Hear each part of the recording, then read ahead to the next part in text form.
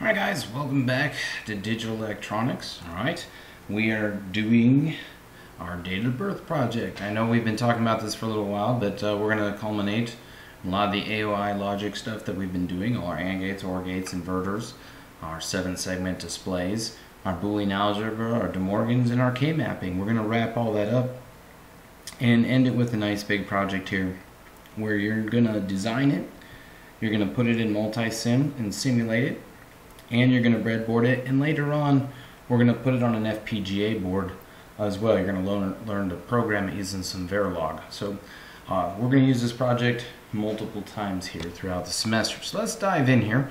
So I chose the birth date for America's birthday, so notice it's July 4th of '87. That is not my birthday. Alright, and I know none of you guys have that birthday, so you won't be able to cheat off my example. So let's take a look at what we're going to do here. So we recently just went over how to wire up common anode 7-segment displays. There are common cathode. If you want to do common cathode, you can do a common cathode design if you want. If it makes your circuit a little easier, by all means, you're more than welcome to. But the example I'm going to do here is common anode. We should know how to wire one of these up now. Alright, so the common voltage is VCC. That's going to be the middle pin on your 7-segment display. And since we're going to do common anode and the 7-segment display is already having voltage, we need to complete the path. Alright, so that's why 0 turn on the segments, 1 turns them off. Okay, so when we do common anode, 0 turns the segment light on, or the LED on for that particular segment, and a 1 turns the segment off. Notice the table I have here. On the far left hand side I have steps. Okay, those are steps for Kmapping, so that I can keep track of when I Kmap this that I do the mapping correctly. The A, B, and C inputs, okay, those are my switches on my breadboard companion.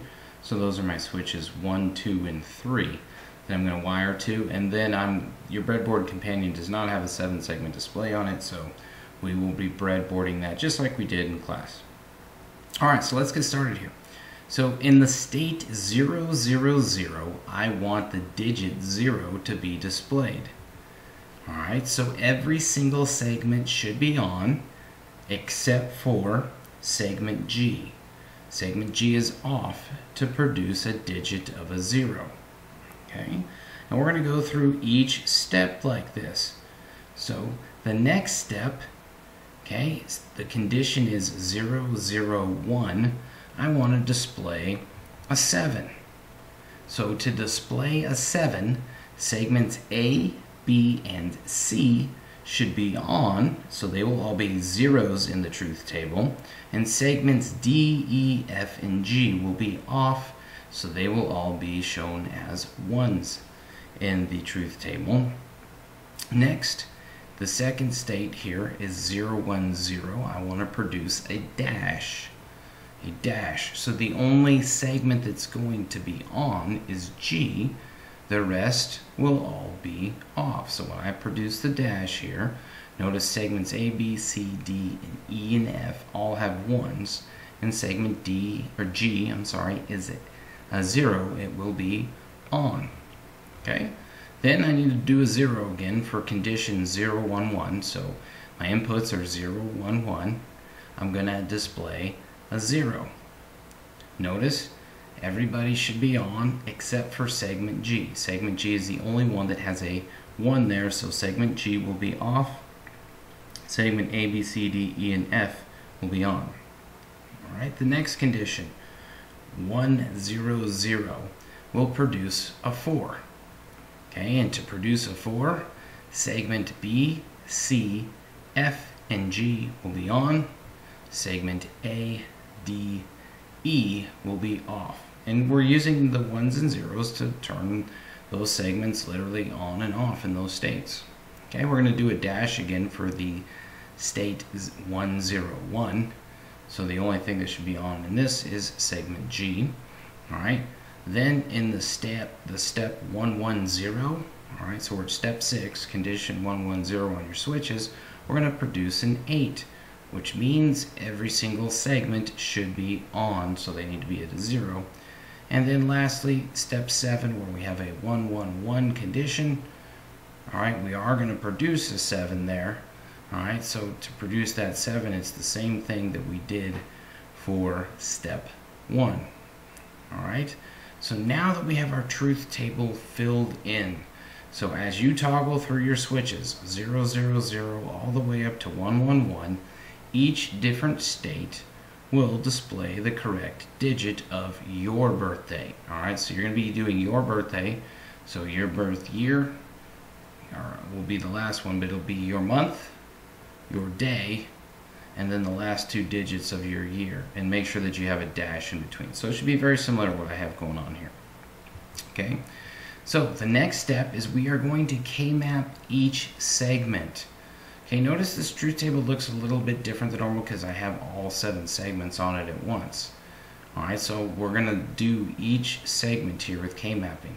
But here's a hint so that your circuit might be shorter than others. Okay, some of you might have a whole bunch of circuits. You might have to do all 7. Some of you might only have 3. But what I really want you to look for is duplicate segments. This makes things a lot easier. So what you're going to do is you're going to scan the truth table for segments that have the same exact output. Alright, so look, for example, here. We have segment B and segment C. Notice if you go down the column, segment B and segment C are identical. That's great. That's less work that you have to do. Alright, see if you can scan this table real quick and see what 2 other segments might be duplicate segments. Alright, so if you were able to find those, you would have seen that segment D and segment E are duplicate segments as well. Okay, so that's really going to help us in Kmapping. That's 2 less simplifications that we have to do. Alright, and then you got to pay attention when I show you the circuit how that actually all goes together. Alright, so let's Kmap each segment together. So we're going to Kmap segment A here first. So I've already translated everything for segment A from steps 0 through 7. If you don't remember how to Kmap, revisit the Kmapping lecture, alright, and look through the notes. But Kmapping, just remember that you have to alter 4, 5, and 6, or 4, 5, 6, and 7, those rows at the end. So double check that you do this right. Okay, but I'm going to Kmap segment A here. So I should get my boxes set accordingly. And then what am I going to do? Remember, this is where I start to group ones. Now, sometimes you'll be able to pair 1, sometimes your 1s are standalone. Okay, so in this case, the first one here is a standalone. I can't group it with anything. But notice down at the bottom, I have 2 other ones that I can group them with. Alright, so we're looking at our groupings here. Alright, revisit the Kmapping lecture if you don't remember how to do this. Remember, we want to look for pairs or quads or groups. We're going to double it each time. So we're going to look for 2 groups of 2, groups of 4, groups of 8, we're not going to get to 16 in this one. But so on and so forth. Okay, so then I write down my minterms for segment A. When I do that, I get A bar, B, C bar, or A, B bar. Okay, so those are my minterms. What I want you to also pay attention to is when we do this example, you might produce the same minterm over and over and over throughout different segments. You don't have to rebuild that circuit. I'm just going to tell you now, I want you to watch. We produce A bar, B, C bar in multiple segments in this example. I only create that signal once, and then I use that signal however many times I need it. So that's very important. If you don't understand that, ask me in class so that we can go over that. Okay? Alright, so let's take a look at, we're going to Kmap B and C together. Why together? Because remember, those were duplicates. They have the exact same columns. So when I write those out, okay, I have to group the ones, and unfortunately with B and C, I can't group any ones together. Those are going to have to be standalones when I write the minterms. So when I write the minterms out, I get A bar B, C bar, or A, B bar, C. Notice what I was saying in the last slide. I have A bar, B, C bar. You do not have to make that circuit again. Once it's made, it's made. We can grab that signal multiple times. Okay, let's Kmap our next segment. Alright, the next one, remember D and E were duplicates, so we can Kmap them together. They'll be the same output.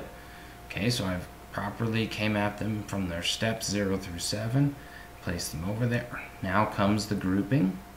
Okay, so that guy is standalone, there's nothing else. And notice it's the same one that we've used in the previous two Kmaps. So once again, we use the signal. This is good because it really simplifies down our circuit that we have to put in multisim.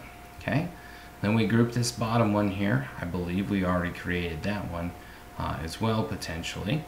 Okay, and then we have a couple other groupings. Remember, always choose at least two. Don't do that one up there that's solo. Remember, it can wrap around this way. Okay, so we should have, 4 different minterms here when we write this out. So D and E produce A bar, B, C bar, or A, B bar, or AC, or B bar, C.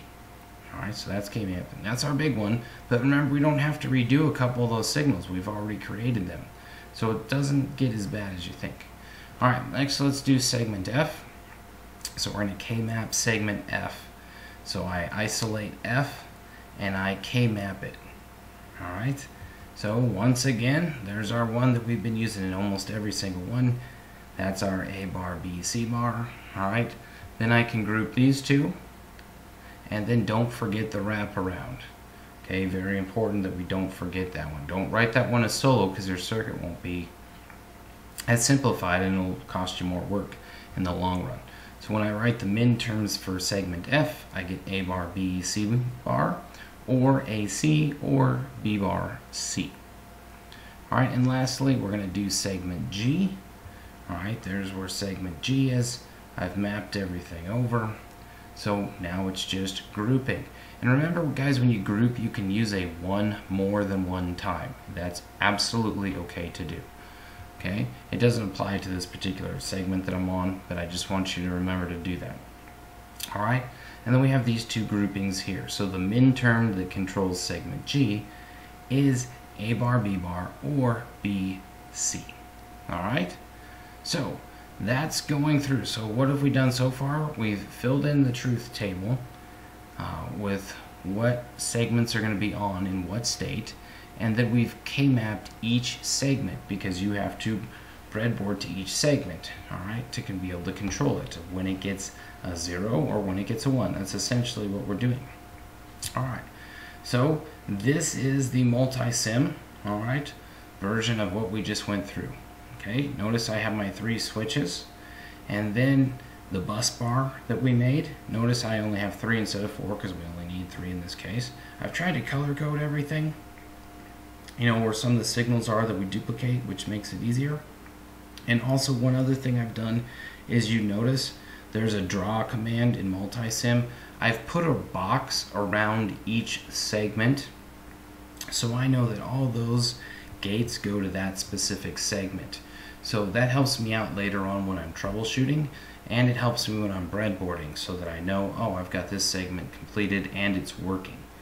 Okay, when you guys breadboard this, I want you to breadboard one segment at a time and test that one segment with the truth table to see when that one segment is on or off. The whole LED or 7-segment display will not come on, just the specific segment. So if we're testing segment A, only segment A will come on, the rest will not. So you just have to verify, should A be on or off in this particular state. Okay, so notice I have the switches here as 0, 0, 1, or I'm sorry, 0, 0, 0, and I'm producing a 0. Alright, then I have my switches in state 0, 0, 1, I'm producing the 7. Then I move my switches to 0, 1, 0, and I have my dash. I have my switches in 0, 1, 1 now, and I have my 0. Okay, I have my switches in 1, 0, 0, my 4. My switches is 1, 0, 1, and I have my dash. I have 1, 1, 0 on my switches. I'm producing the 8, and then I am at 1, 1, 1, and I'm producing the 7. And I'll show you the program working here in a few minutes as well. Okay, but I want you to get a good feel. Look how clean and neat it is to lay out your schematic. Make it clean, make it neat. It will be very advantageous to you when you have to breadboard this. One other note, remember segments B and C, they were duplicate outputs. Notice how I have them connected to the 7-segment display. So after the resistor, I split the signal and send it to B and C. Same with segment D and E, since they had the same output. After the resistor, alright, I split the signal and send it into D and E. Okay, another common mistake you guys might make. This is a common anode design. Make sure you select the common anode 7-segment display. Some of you guys are going to choose the common cathode and be like, oh, it doesn't turn on. Well, you chose the CK instead of the CA. Alright, cathode is spelled with a C, but the 7-segment display uses a CK for common cathode. Okay, notice that I do have a resistor in every single one of these circuits that goes in to protect the 7-segment display. So very important, you need to do it in the simulation, and especially do it when you're breadboarding. And remember, resistor size, this is the one that we calculated when we did the luminosity for the 7-segment display for the segment. But you're okay with using, if we don't have enough 220 ohm resistors, you're okay with using a 200 or a 180, 240. We're just protecting it. Just remember, the larger the resistor, the dimmer the light's going to be, or the smaller the resistor, alright, the brighter the light's going to be when we do these calculations. So then, when we're done with all of that, if you guys remember back to when we did flip-flops, okay, we did sequential logic. This is going to lead us into sequential logic as well. So what have I done here? I've disconnected my switches, and I'm using my D flip-flop, my divide by 2 flip-flops. This is going to do an automated version of my circuit. So that's one of the first things we breadboarded with those flip-flops, so that you could toggle through the different states, right? And you looked back at the LEDs and you saw that it went, you know, 0, 0, 0, 0, 0, 1, 0, 1, 0. Same thing, okay? That's all we're using this for. We're using the flip-flops. We're going to put in the clock signal. You're going to use the clock signal from your breadboard companion. Alright, but this is once we check off your original breadboard. So when you breadboard this, I want you to breadboard it, and I want you to manually use the switches on your breadboard companion. Once that's done, then I'm going to revisit the flip-flops, and you're going to do your date of birth so that it's constantly toggling through your birthday. Okay, I'll give you an example of what that looks like. Okay, so I've brought up multi-sim here. Alright, this is the last slide that I just showed you in the PowerPoint. So this is doing the date of birth with the flip-flops, okay? So remember, this is last. You don't do this until I check off your breadboarding with your switches, but I just want you to see, you know, what it's going to go through when we go through the simulation. Alright, so it's going to toggle through a little bit slower because I'm doing like a screen capture on here, but I want you to be able to see, you know, this is what it looks like when we're doing multi-sim. Okay, and it will toggle through the different states here. It's just I have it set slowly on here so that you can see it's already, you know, toggled through a few states here, but trying to make it move slow so that you can see it and we can screen capture it all. Okay, but there's a couple glitches as it goes through because it can't keep up with the screen capture. Alright, so I have it toggling through here, and what you're going to notice is it doesn't switch to the number right away. It struggles with kind of going between each digit, but it'll stop on a digit for a second. So I changed the frequency a second ago up to 50 hertz. I had it at 10 hertz, so it was really slow transitioning. All right, but you can see, and we're going to play with your clock speed when you do this, but this is, it's going through it, so that'll be a dash, then we'll have an 8, all right, and then we'll have a 7 here in a second, all right, and then we're going to start all over, so it's going to go 0, okay, and then we're going to have 7, dash, 0, then 4, dash, 8, 7. Okay, so I'm going to go ahead and pause this, but I slowed this down so that my screen capture can pick it up and it doesn't overwrite and use up a lot of memory and stuff for me as well. Okay, but you will have your switches in here when you're doing it, but just want to give you an example. This is what we'll end with on it. Okay, and then once we get to this level, we're going to use some Verilog HDL and be able to program this onto an FPGA board that'll automatically do it for us as well. Okay, so guys, there's a basic rundown of what you're going to be doing with the date of birth project. So you will be doing this design with your specific birthday. All right, and I can look each one of your birthdays up in the system, so I know that you won't have the same birthday as your friend next to you that you like to work with, sort of thing. So this is a great individual project. You guys are going to learn a lot. You're going to get a little frustrated with the breadboarding, but I promise you, if you step back and you do one segment at a time, do all of segment A, make it work before you even start on the other segments, it will make your troubleshooting much easier. About 75% of you will listen to me, and you will be successful and fly through this, and everything's going to be hunky-dory.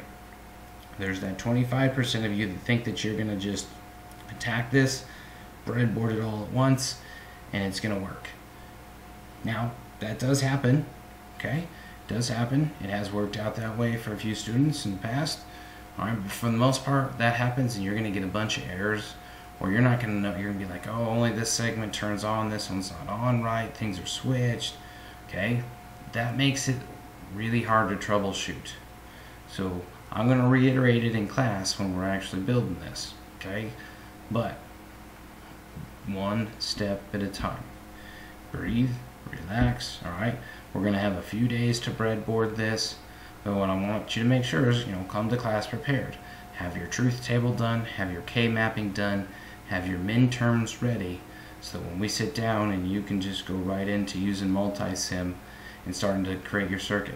You are not allowed to start breadboarding until your multi-sim works, okay? And everything is correct when you're doing your simulated, okay? No reason to start breadboarding if your simulated software isn't producing the right output for you either. Alright guys, well, as usual, ask me any questions in class, else let me know if you need to Zoom meet or any of that. Take care, I'll see you in class.